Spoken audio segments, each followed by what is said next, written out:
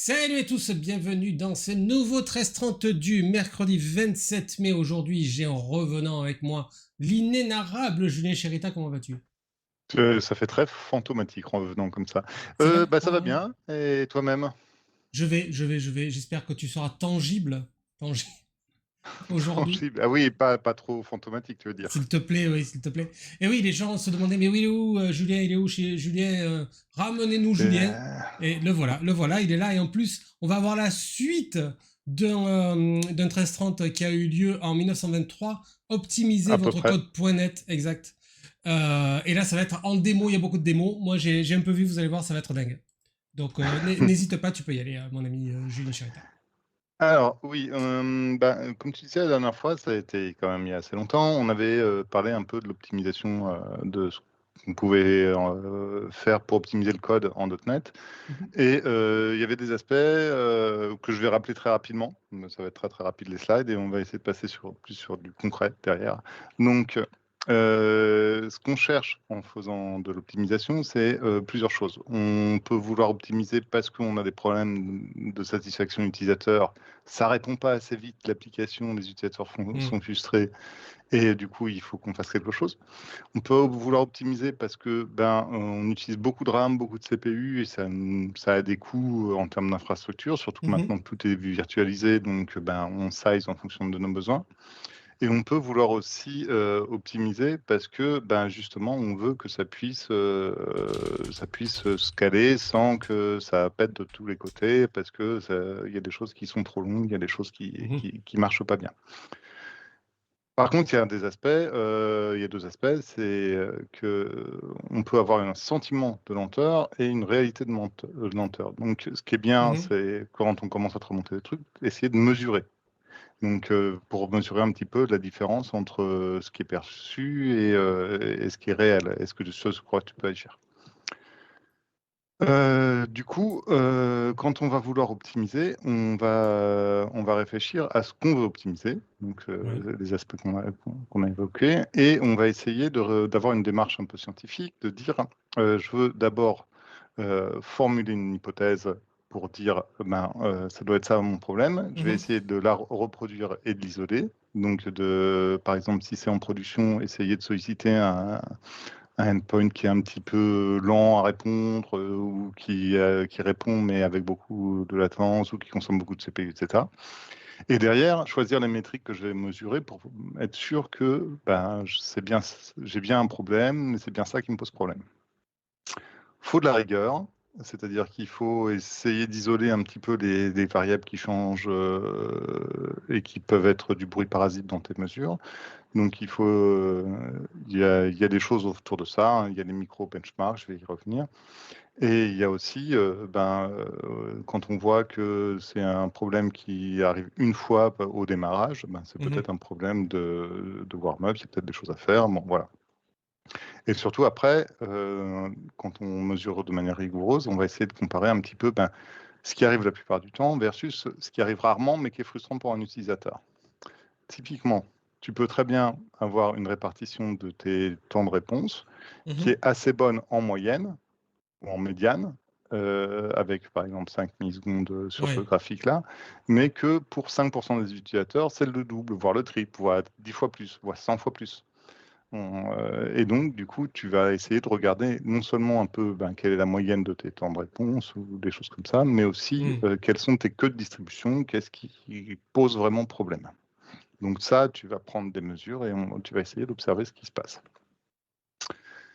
Donc, et tu vas essayer aussi d'observer sur différents aspects. Donc la latence, c'est ce qu'on mesure le plus souvent, c'est-à-dire, combien de temps tu mets à répondre à un truc, mais aussi, Mhm.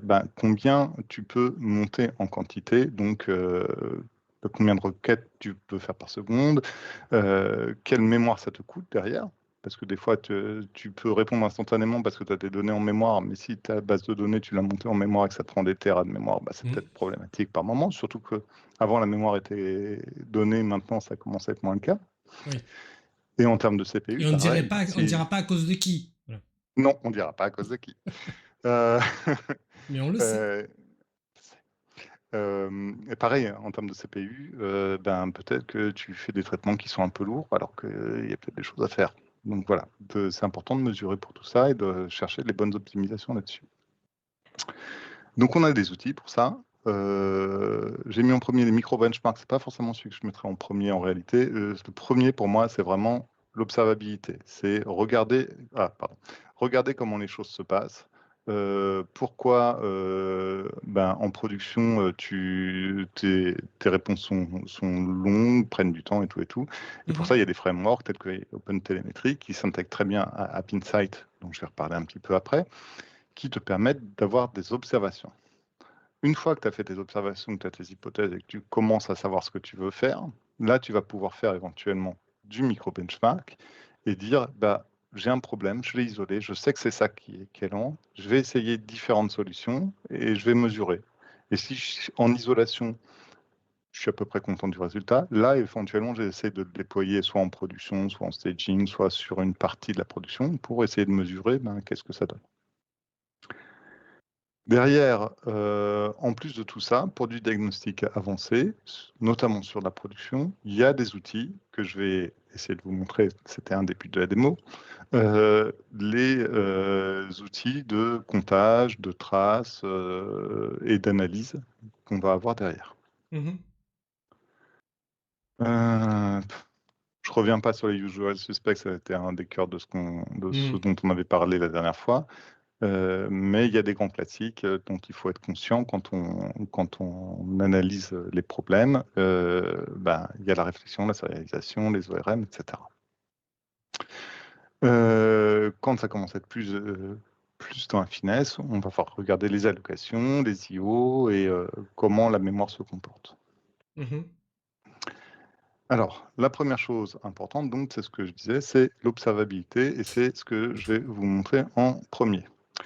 Donc, j'ai pris une application, on va passer sur la partie un peu plus démo.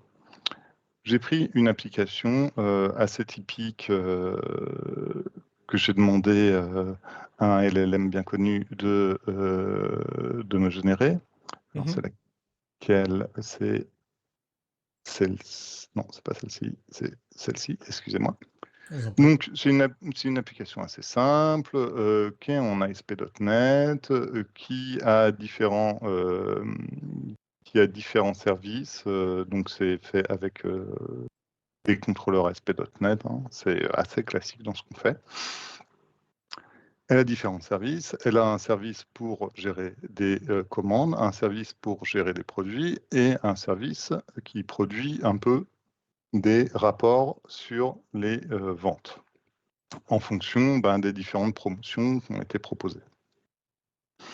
Cette application, elle fonctionne plutôt bien en production. On l'a testé un petit peu et là, pour le coup, moi, ce que j'ai fait, c'est que j'ai fait un script. Il y a de plus en plus d'outils pour ça. Là, j'ai fait un script avec Cassis, qui est une application qui permet de faire en JavaScript des descriptions de scénarios de tests de charge. Donc, je lui ai dit, tu vas me solliciter des différents endpoints. Donc, une partie, ça va être la liste des produits, une partie, ça va être le rapport des ventes, une partie, ça va être le health check, parce que souvent, quand on a une API, tu as aussi un petit health check qui est sollicité régulièrement, donc ça crée un peu aussi de trafic. Donc, j'ai fait tourner ça. Il y a là, c'est Cassis. Il y en a d'autres qui permettent de faire un peu la même chose. Cassis, je le connais un petit peu, c'est pour ça que j'ai utilisé ça. J'ai dit, tu vas faire tourner ça sur mon application qui est déployée sur une conteneur app Azure. Et je l'ai fait tourner. Derrière mon app Azure, moi, ce que je fais presque toujours, c'est que je la colle à un App Insight, parce que c'est assez facile dans Azure de coller du App Insight derrière, et ça te relève tes traces, tes logs, tes mesures, etc. Donc, je peux aller voir le App Insight qui correspond à mon application. Je vais rafraîchir un petit peu pour avoir un peu les données plus fraîches. Et là, je vais voir que sur la liste des produits, j'ai une médiane à 4 millisecondes, un 99% à 100 millisecondes. C'est un peu lent. Éventuellement, si ça pose problème, je peux commencer à regarder. Mais bon, c'est relativement satisfaisant.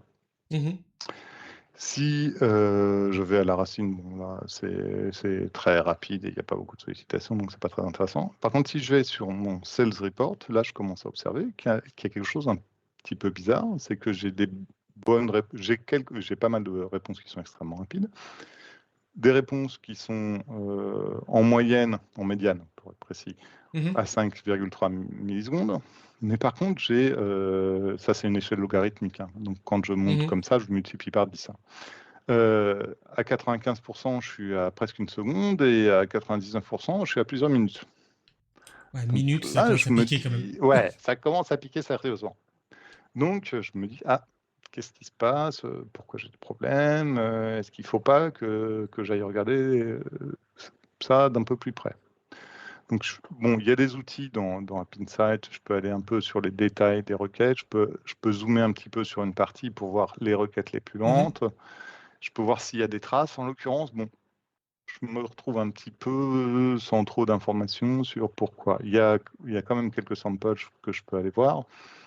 Je vois que bon, bah, quand c'est trop long, le client il a laissé tomber, j'ai des codes 499. Donc je vais Mhm. revenir à un cas où on était un peu plus raisonnable là, sur quelques secondes. Je peux aller voir les traces qui correspondent. C'est pas quelques secondes, c'est quelques centaines de millisecondes. Mais bon, je vois que j'ai beau avoir les logs par défaut, j'ai pas énormément d'infos. Mhm. Donc, ce que je peux faire éventuellement, c'est dire, ben, je vais aller creuser un peu plus. Donc là, pour le coup, c'est une app que j'ai faite en conteneur app avec Docker. Enfin, j'ai développé avec Docker, mais ça tourne sur une conteneur app. Et donc, je me suis dit, bon, bah, je vais instrumenter un peu tout ça. Donc c'est là que ça commence à être un petit peu intéressant, c'est que je vais aller voir en production ce qui se passe. Pour ça, j'ai un peu modifié mon application, enfin ma définition Docker, pour lui rajouter un petit peu les outils .NET pour que je puisse exécuter sur mes conteneurs en temps réel, Mhm. des collectes de traces, de compteurs, de choses comme ça. Donc là, je modifie un peu la définition de mon Dockerfile pour avoir non seulement le build de mon application, mais en plus des outils de diagnostic Docker que je rajoute, au final dans mon conteneur Docker. Derrière, dans mon infrastructure, j'ai aussi rajouté un endroit pour stocker mes traces que je vais vouloir collecter. Donc ça a un peu d'impact sur ton infrastructure. Tu es obligé de lui dire, ben, le répertoire traces, au niveau de l'infrastructure, quand je vais instancier ma conteneur app, je vais le mapper sur, en l'occurrence, un file share Azure. Ce Mhm. qui va me permettre de dire, ben, le jour où j'ai un problème où je veux analyser précisément, je peux me connecter à un conteneur, enfin une instance de conteneur, et je vais récolter des traces. Du coup, pour faire ça, ben, ce que je peux faire, c'est que, ben là je suis déjà connecté à un conteneur, mais il y a une commande Azure qui te permet de dire, donc là c'est AZCLI, qui peut permettre de dire, je vais exécuter quelque chose dans le contexte d'un de mes conteneurs. Donc là, Mhm. mon conteneur, en l'occurrence, il s'appelle e-commerce API, et je vais lancer carrément une ligne de commande bash, parce que le conteneur, il est construit pour que je puisse exécuter du bash. Donc là, je vais lancer ça. Ça va me mettre dans le contexte de mon conteneur. Et là, je vais pouvoir dire, ben, on va collecter des données. Donc c'est là que c'est intéressant. On a .NET 13 qui nous permet de faire tourner ça sur du Linux ou sur du Windows, Mhm. et qui nous permet d'avoir une collecte de traces. Là, je vais lui dire, tu vas collecter pendant 3 secondes, tu vas récupérer les principaux samples, tu vas récolter des éléments concernant un peu la gestion des threads, et tu vas récupérer une liste d'événements liés au .NET Runtime. C'est là qu'il y a un nombre un petit peu magique qu'il faut voir en fonction de ce que tu as besoin de récupérer. Là, je lui ai dit, en gros, tu collectes beaucoup d'événements, notamment les événements qui sont liés aux contentions, donc c'est-à-dire quand tu as un lock qui verrouille quelque chose, Ouais. et aux allocations, et plein d'autres choses dont je ne me souviens plus exactement, j'ai fait ça l'autre jour. Donc si je lance cette ligne de commande sur mon conteneur, je l'autorise, voilà, il commence à récolter des traces. Là, Mhm. derrière, je vais lancer mon load test, et ben là, pendant un certain temps, il va générer du trafic. Je sais qu'il y a certaines requêtes qui sont un peu piégées parce que je sais quel est le problème. Et là, je triche, je réfléchis un petit peu à l'inverse. Mais voilà, imaginons qu'on collecte ça pendant une durée assez longue et qu'on sait qu'on a régulièrement des problèmes sur certains trucs. Et ça nous permet, au final, de récupérer un fichier de traces Mhm. qu'on va pouvoir un petit peu analyser. Bon, là, je vais le laisser tourner. Ce que je vais faire, c'est que je vais aller dans le storage que j'ai défini où stocker mes traces. Là, je vois que j'ai différents fichiers de traces. Bon, il y a celui qui est en train de collecter, qui a une taille 0, mais je vais prendre le dernier que j'ai collecté. Je l'ai déjà téléchargé en préparation de la démo. Bien joué. Et voilà, on essaie d'être bon. Et là, j'ouvre un outil. Alors ça, c'est un peu particulier. C'est un outil Microsoft qui est vraiment à l'ancienne. C'est pour ça que d'ailleurs, il ne gère pas bien Le l'écran, le zoom. zoom, etc. Mhm. Voilà. C'est ce qu'on se disait tout à l'heure en préparation. Et donc, il te permet d'aller voir tout au sein d'une trace. Je peux ouvrir cette trace-là, les ouvrir dans Visual Studio, mais il va te donner ce qu'on appelle un... bah, on va peut-être le faire d'ailleurs, rapidement, je vais Vas-y, lancer la tête a Visual l'air libre. Studio. Je vais lancer Visual Studio en background pour pouvoir le faire éventuellement. Mais voilà, Purview, c'est un outil Microsoft à l'ancienne qui est un peu old school parce qu'il faut un peu le maîtriser, mais qui est très très complet en termes d'analyse de traces. Moi, je ne le maîtrise pas encore, mais il va déjà nous permettre de voir d'autres choses. Mhm. Notamment, il va nous permettre de voir où est-ce qu'on passe du temps. Donc, si je prends la liste la totalité des threads, là, alors on va zoomer un tout petit peu pour voir quand même un peu quelque chose. Voilà. Ah oui. On va pouvoir voir que on passe du temps, notamment dans la partie regular expression, on va Mhm. passer 11% de notre temps. Après, il y a des trucs un petit peu internes au framework, je ne sais pas à quoi ça correspond exactement, je ne vais pas forcément creuser, mais je vois que je passe quand même pas mal de temps dans l'analyse des expressions régulières. Donc je me dis, il doit y avoir un loup dans mes expressions régulières. Mhm. Donc je vais retourner sur mon code et je vais aller voir où est-ce que je fais des expressions régulières. Très bonne idée. Et là, il se trouve que si je regarde mon validateur de code promo, alors c'est documenté parce que je savais que on avait fait des conneries exprès, mais voilà. Mhm. On voit qu'on fait un match d'expressions régulières, mais sur des expressions régulières qu'on récupère de n'importe où.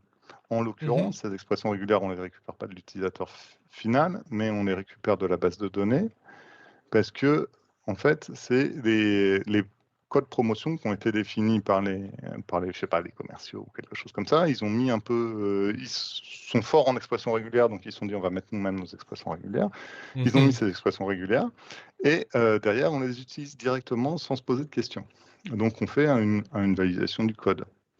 Et le truc, c'est que dans cette validation du code, on ne s'est pas posé de questions nous non plus en tant que codeur, et on a juste fait, valide-moi ça. On n'a pas mis D'accord. de limitation. Et en fait, il y a un piège assez classique dans les expressions régulières. D'ailleurs, bon, si tu utilises des outils comme SonarCube ou autre, il va te Ouais. prévenir que, attention, c'est un peu louche ce que tu fais là. C'est que, en général, les expressions régulières, vaut mieux leur mettre une limite de temps. D'accord. Pourquoi il vaut mieux leur mettre une limite de temps? Parce qu'il y a un phénomène dans les expressions régulières qui s'appelle le backtracking. Et donc, ce qu'ils ont fait ici, ce qu'on a fait un peu ici dans cet exemple-là, c'est qu'on a mis des expressions régulières assez classiques qui ne posent pas de problème, où je prends n lettres et n chiffres, Ouais. mais aussi des expressions régulières où j'ai des choses imbriquées, des répétitions imbriquées. D'accord. Le problème des répétitions imbriquées, c'est que quand tu commences à avoir des trucs un petit peu longs, il doit parcourir tous les Oui. chemins et revenir en arrière et reparcourir tous les chemins et revenir en arrière et reparcourir tous les chemins.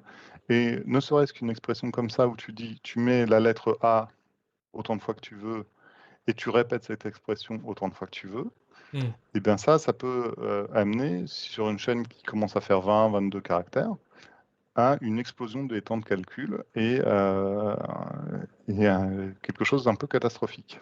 Hmm. Et donc là, la première chose qu'on voit, c'est que nous, on passe beaucoup de temps dans l'évaluation des expressions régulières. On peut se dire, ah ben, je vais aller chercher les expressions régulières, quel est le problème? Mhm. L'autre chose que va nous permettre de voir éventuellement Purview, c'est en termes de contention.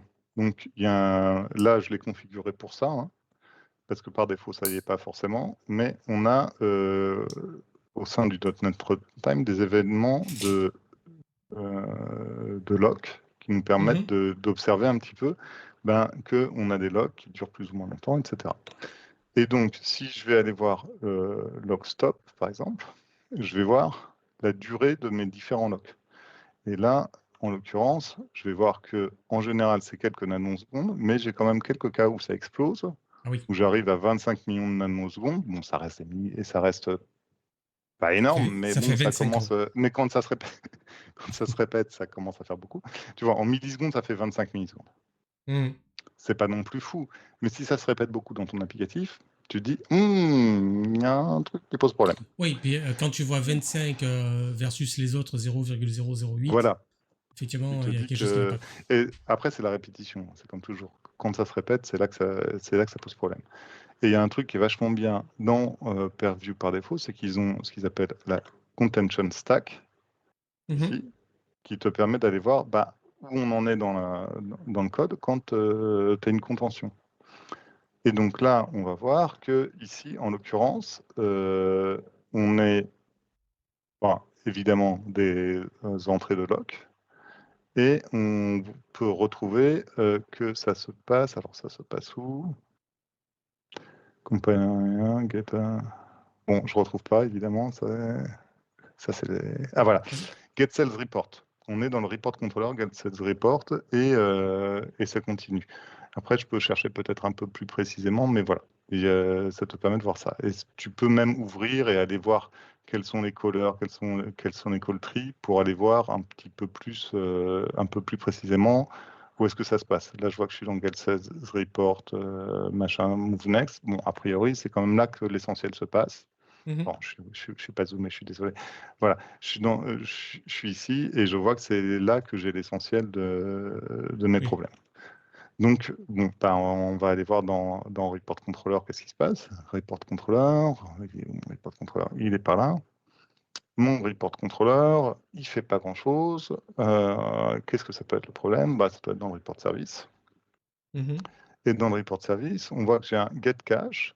Est-ce qu'il n'y aura pas un problème sur le Get Cache? Bon, là, il y a un indice, hein. Il y a un warning, mais normalement, Oui. tu l'as pas. Et là, on voit qu'il y a un lock et qu'en plus, bon, là, on a simulé, mais on voit qu'il y a Oui. du travail qui est fait à l'intérieur de ce lock. Ça, Mhm. c'est toujours un red flag. Quand tu fais des choses à l'intérieur d'un lock, il faut faire vraiment le minimum du minimum possible. Comme ça t'évite de bloquer les autres consommateurs sur ce Oui. lock. Après, c'est encore mieux d'éviter les locks, mais si on a un peu de temps à la fin, je montrerai de quoi ça parle. Il te Et donc reste voilà, 7 minutes. ouais, ça passe très très vite. Et voilà, avec ces outils-là, on arrive à étudier un petit peu quels sont les problèmes, où est-ce que je vais les trouver et comment je peux les résoudre, même en prod. C'est ça qui est très intéressant. Alors, Hmm. ça m'a demandé un peu de modifier mon infrastructure pour me Oui. réserver un endroit pour stocker mes logs, d'aller au moment opportun capturer des traces. Après, si vraiment je veux, je peux tweaker un peu les traces que je veux capturer, les capturer pendant longtemps. Mais bon, ça génère quand même de la quantité de données. Il faut faire un petit peu attention à ce qu'on fait, hein. Moi, la dernière fois que j'ai capturé 1 giga de log, il a eu un petit peu de mal à l'ouvrir. Ok.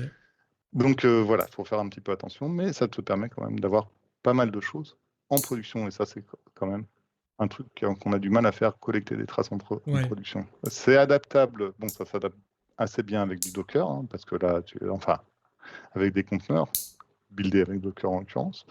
Mhm. Mais tu peux faire l'équivalent sur des VM, tu peux faire l'équivalent sur des app services, même si c'est moins facile. Et donc, te connecter au back-end et commencer à collecter des traces très fines de ce qui se passe. Donc ça, c'est intéressant.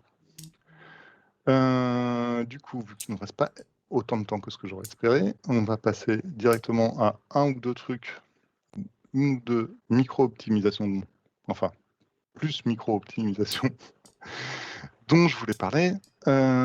C'était ici sur les... Ben, on a parlé des data structures Mhm.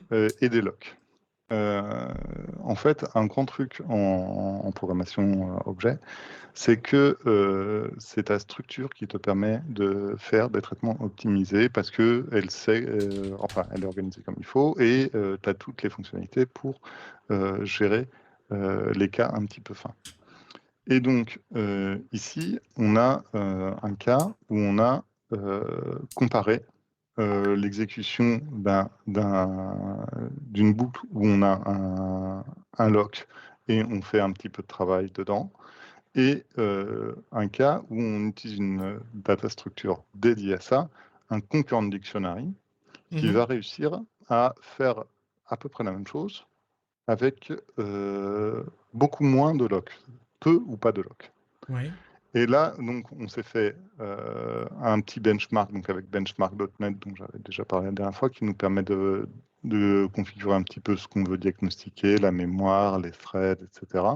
Et de dire, je vais comparer des cas. J'ai mon cas baseline, où je fais un test, où je mets en parallèle plein de threads, et je fais mon lock, et mon cas où j'utilise un concurrent dictionary pour faire la même chose, toujours autant de threads, mais au lieu de locker, j'utilise un concurrent dictionary, et le traitement à l'intérieur, ça reste le même.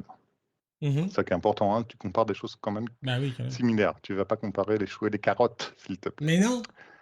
Voilà. Et donc, je vous épargne le lancement de benchmark.net parce que ça prend un petit peu de temps, parce qu'il prépare beaucoup de choses pour que les choses restent comparables, justement. Ouais. Mais si on va regarder un petit peu les résultats, est-ce que je peux le voir? Non, c'est pas grave, on va le regarder comme ça. Hop. Non. Voilà. On va voir que quand on a peu de threads, notre lock, il est plus lent, mais c'est pas complètement délirant, on est sur des microsecondes, bon, voilà, ça va. Par contre, dès qu'on commence à monter en quantité de threads, notre structure qui a vraiment des mécanismes dédiés pour éviter les locks, eh ben, elle va être beaucoup plus efficace. Là, par exemple, tu vois, la base, on est à 1 et là, on est à 13% de la base. Donc, on a gagné un facteur 7 à peu près. Non, un peu moins. Enfin bon, on a gagné quand même un facteur si, environ un facteur 7. J'aurais dit 87%, mais après, tu continues. Oui, tu peux le calculer comme ça. Ah, ça dépend si tu comptes comme Donald Trump ou Non. comme Donald Trump. Ah merde, non. Non, parce qu'il dit, alors je ne sais pas si tu as entendu cette histoire, juste à aparté, il t'explique que quand tu réduis un prix de 1 de 100 à 20, eh ben, tu as gagné 500%. Ah oui, oui, oui, Ah, il j'ai sait vu. très bien que en fait c'est divisé par 5 ou que tu as gagné 80, mais il préfère dire 500%, ça sort beaucoup mieux. Ah oui, puis il a pas l'air d'un con comme ça. Trop. Voilà, mais ça, tu sais qu'il s'en fiche. Euh, Petit truc que j'ai... Bon, alors, on va laisser un peu les autres démos, on n'a pas tout à fait assez le temps. Petit truc dont je voulais parler quand même, c'est qu'il y a d'autres manières d'optimiser un flux, et des fois, ce qui compte pour toi, c'est le temps de démarrage. Notamment, si Ouais. c'est une application en ligne de commande, ce que tu veux, c'est que ça réponde rapidement. Surtout si tu l'invoques en boucle ou des choses comme ça. Donc, il y a des choses pour ça. Il y a ce qu'on appelle le AOT, donc Ahead of Time Compilation. Donc en fait, Mhm. bon là c'est une API, hein, c'est pas forcément le truc auquel tu t'attends le plus, mais ça peut être intéressant aussi pour des cas où tu les démarres à la volée. Tu vas vouloir démarrer rapidement ton truc pour qu'il réponde le plus rapidement possible. Ouais. Et là, le Ahead of Time Compilation, il va te permettre d'avoir une API qui démarre quasiment instantanément comparé à une application qui va être en .NET classique et qui va se lancer, se compiler et charger les dépendances éventuellement, etc., etc. Mhm. Donc, il y a des options pour ça. Je montre très très rapidement au niveau de l'AOT, c'est qu'on lui dit qu'on va publish en ahead of time, publish AOT. Mhm. On va lui dire il y a des petites options sur strip symbol pour éviter que ça prenne de la place, etc. Et donc là, on va voir que notre application qui démarre en .NET classique, eh ben, elle va mettre en moyenne dans les 80 millisecondes à démarrer. Mhm. Elle va pas être très grosse, mais bon, ça met un peu de temps à démarrer. Par contre, l'application qui est ahead of time, elle va comprendre toutes les dépendances, tout le code binaire directement pour ton architecture. Et Mhm. du coup, elle va être beaucoup plus grosse, hein, le binaire est beaucoup plus gros. Par Ouais. contre, les temps de réponse sont beaucoup plus petits.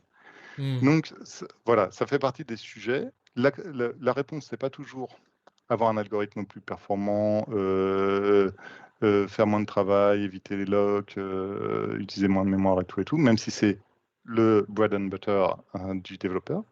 C'est des fois se dire, mais qu'est-ce que je peux faire pour que mon application, elle réponde plus rapidement dès le démarrage.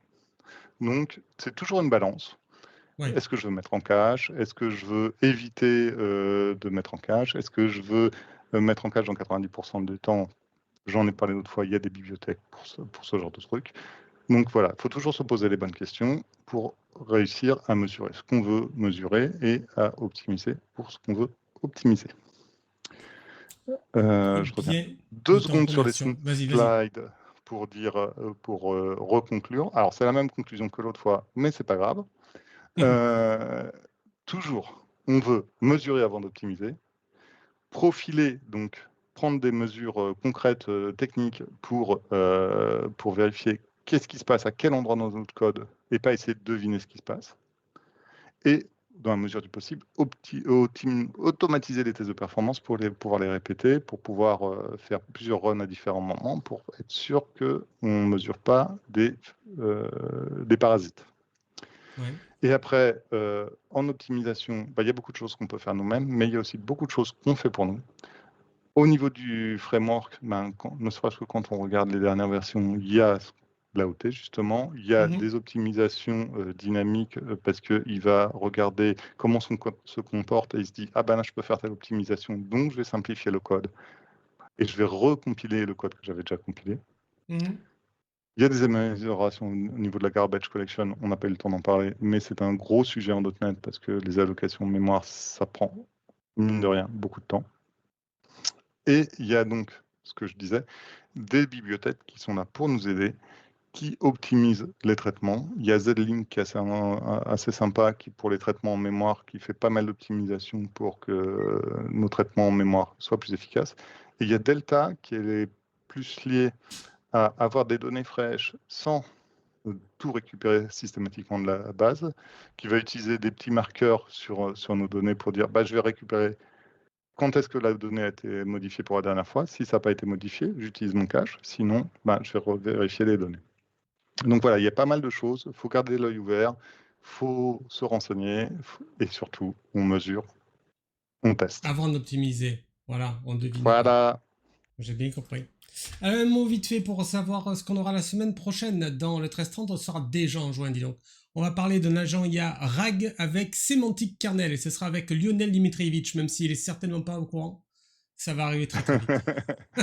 Il va faire quoi? J'ai Mais entendu, alors j'ai c'est entendu que déjà le RAG. bon? Oui, Oui, oui, ça arrive à beaucoup de monde, hein. c'est vrai. Mais, J'ai entendu que le RAG, c'était de moins en moins à la mode avec les grosses fenêtres de contexte. Donc ça sera intéressant, je pense. ah ben oui, c'est la semaine prochaine, les amis. Merci beaucoup, Julien, c'était super comme d'habitude. Et on t'aimerait avoir Au plus plaisir. souvent. Ah oui, il faut trouver le temps. Salut, à bientôt. Allez, à bientôt.